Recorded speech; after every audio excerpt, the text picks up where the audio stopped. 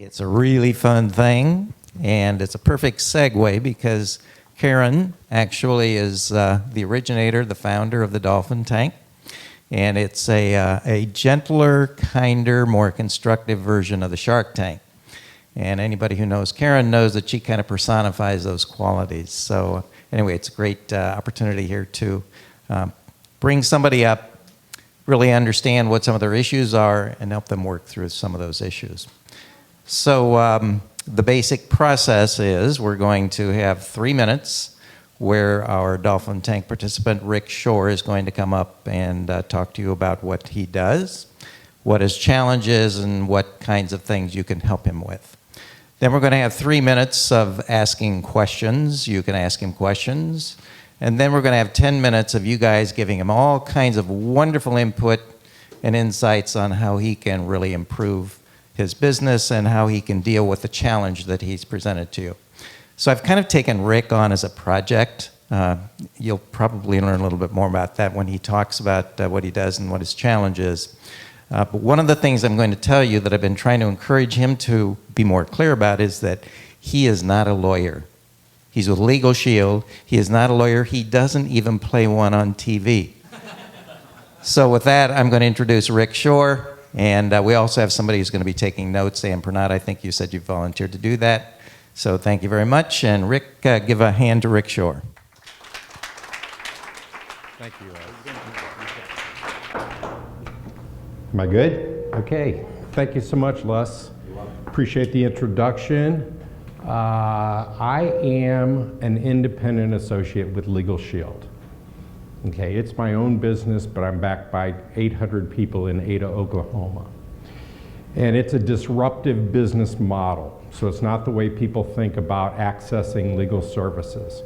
So the problem we solve for people is that we give them access on an unlimited number of matters to top-rated law firms for a small monthly fee. I sell the service to business owners, entrepreneurs, via business plans. I also market to their employees as a voluntary benefit. So they can have the legal plans, they can have our identity thefts with restoration services as a voluntary benefit. I do offer it to individuals, solopreneurs, startups, but I really like to build relationships with my potential clients. Even if it's not a product that I sell, I want to bring in assets to that client. Because if they say, I'm so glad you introduced me to Les, he was fantastic, he really helped my business, that just helps me build that relationship. This is a little bit about Legal Shield. We're the biggest provider of legal services now in the United States. We have about 140,000 businesses that have our business plan, so we're just scratching the surface. We've got about 3% of the market. And then we have licensed private investigators that will handle the identity theft restoration services for you. So what I need help with, and I've heard a few things today that actually might address that, this is sort of a list of all the things that I deal with on a daily basis. Some of them I think I have to do myself, and maybe you can help me realize that that's not necessarily true. But the servicing, scheduling, and building a team. So my team is like a broker-agent sort of relationship. Okay, so I would bring in an agent, they would be in my organization, it would be their business, and then I would help them grow their business and get overrides off of what they do. What I've done really so far, I've started discussions. I haven't been real good with this because I want to keep it personal. I try not to get it too automated, but maybe I have to bite that bullet. Outside source for booking appointments for me. I considered some additional outsourcing, but I'm unclear on how to be cost effective with that because my business is growing. So I have hundreds of clients now, and I want to continue to grow that. Drip campaign, and then I would recommend if any of you would be willing to text me your name and just free app. I'd like to send you this app that's free, not the people that already own our product. There's several of you in here that already own it. And then that would give me some insight into what you feel the value of that app is, because that's one of the techniques I use. Very good. Did I lose my mic? Oh, there we go. So, so now any clarifying questions that people would like to ask before you get into making recommendations? Dale?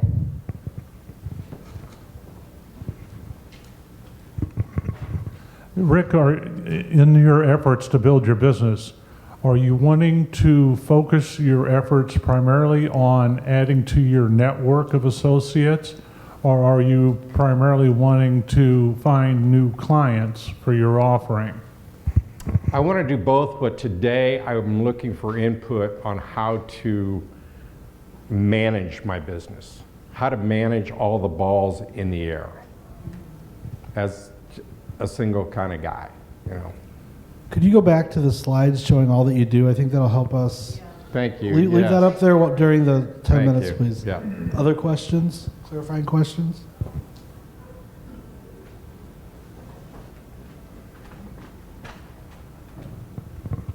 Rick, what resistance do you run into when you are trying to get this done? What do you hear from people that keep them from doing business with you? It's a great question. So we have thousands of people that have gotten involved in this business that have come and gone.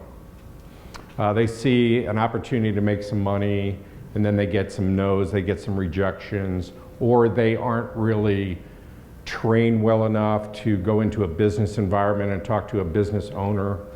So a lot of times I'll hear, yeah, I know about Legal Shield. Yeah, I know about Legal Shield. We're just not really interested. But they really don't know. You know, if I have the opportunity to talk to them a little bit more, they really don't understand the nuances and the value proposition behind Legal Shield. So that's one of the big ones that I run into, that I encounter. And then I also wish people would just tell me no. You know, instead of going, yeah, well, yeah, send me something. Oh yeah, call me later, or call me next. Just tell me, if this isn't right for you, you know, you've given me the opportunity to kind of present it to you. I think I understand what your challenges are. I think these are some of the features of the product that might address those.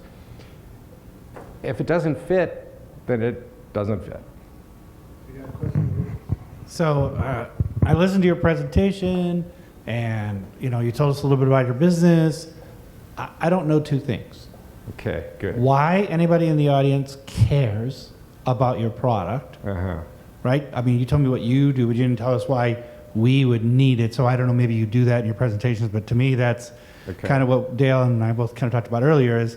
And the second thing is, how do you make your money? Do you make your money based on your personal relationship with these people? Or do you make your money by having 12 agents out there selling your product and you get the overrides? What is your vision for how you're going to make your money? Once we understand, here's where I want my business to look like next year, we have a better shot at helping you get there. Mm-hmm. Right? We don't. At least I didn't see your path. I think that was the same question Dale asked. Really, Do I answer that, or? Shut up! I don't. Quick question: do you get more of your business from B2B or B2C? Because you need to look B2B. at niche markets, which we've discussed. I can today. do both, but B2B is the majority of my business. Ready? All right, so now we're going to take any kind of recommendations you can have. And remember, his basic issue is he's trying to figure out how to juggle all of the things that he has to do. I know there's a... This is a... It should be. No. There's a tendency for the kind of recommendations that you come up with are about basic business building. That's not unimportant, but he really wants to figure out how in the heck is he going to juggle all of this stuff that he has to do. So Rick, just tell people no. If they're not interested in what you want to do, just tell them no. Don't wait for them to tell you no. On my way, I'll talk. I think you need to number those items up there. What's the top priority for you, and the lowest numbers, have someone else do it for you. Also, when you're talking to people, tell them 3 things about what you do, that versus a whole list of things, and that way you're going to get them more focused and drive those 3 points home. Yeah, and I think what Ned and I are both saying is you need to choose. You need to pick a direction. Either I want to grow my associates, or I want to grow my personal business in the business community, because you said you have a preference for business, B2B. Right. But you need to choose, because I don't know anyone that can do multiple things, approach multiple markets effectively at the same time. Okay. Thank you. So we're a customer. A lot of that was about relationship. The thing that is missing for me when I hear all the things you talk about is what's different about this than if I just go to Equifax and have them put a credit freeze on my accounts. Okay. My suggestion also goes back to focus, and maybe when you do identify like the business to business, then look for a niche within that business to business, because that's huge. Yeah. I know one of your other reps who's no longer with us, unfortunately, he focused on women in business because he was able to develop a relationship there. Yeah. Maybe look at what your current customer base is and who you get along with best, or who likes your services best, and try to focus on that. So then that will focus your prospecting. If you have a, if you have a fear of missing out by choosing one of those two, think about the fact that you don't have to choose one of those two paths forever. But you need to focus perhaps for a year and a half on one lane, and then as that one is getting going, then you can give some attention to the other. I'd like to ask the folks to give some input on what are some effective ways to use some outsourcing resources that doesn't require Rick to do every single thing himself. I'm going to tear down that sign just for a second. I would challenge you to rethink the idea of outsourcing booking appointments. 2 simple suggestions. Sit down some night after dinner and think about a 10 to 15 second compelling reason why people should be interested in what you have to offer, and try to book those appointments yourself. Because if you couple that with saying, and let me just have 2 to 3 minutes of your time to share with you more about that, now you're giving them a reason to be interested in the interruption you made in their day.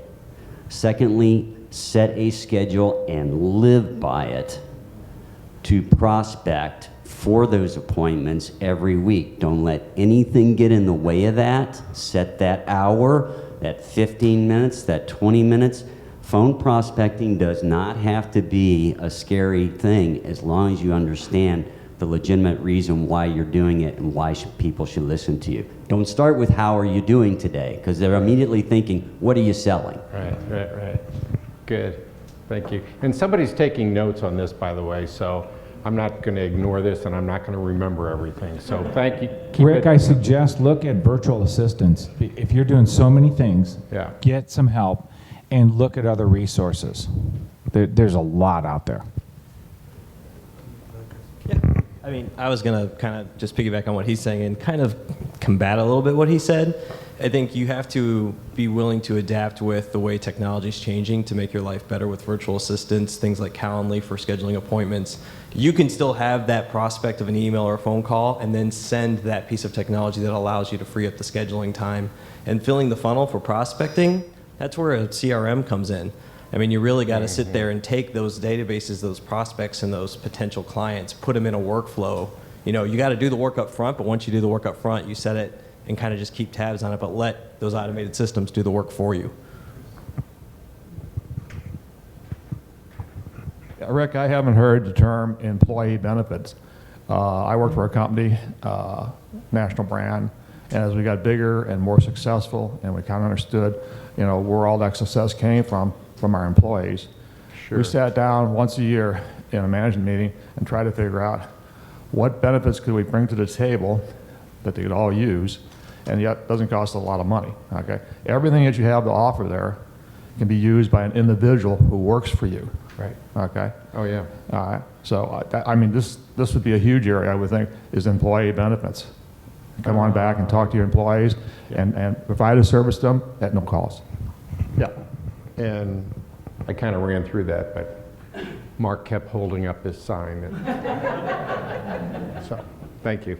So I'm an employee benefits insurance producer, and Yeah. so I actually sell this product. Yeah, So- JW Terrell is a big, big provider of this product. Yeah. So every time I go out and talk about a quote, there's a sheet with Legal Shield on it.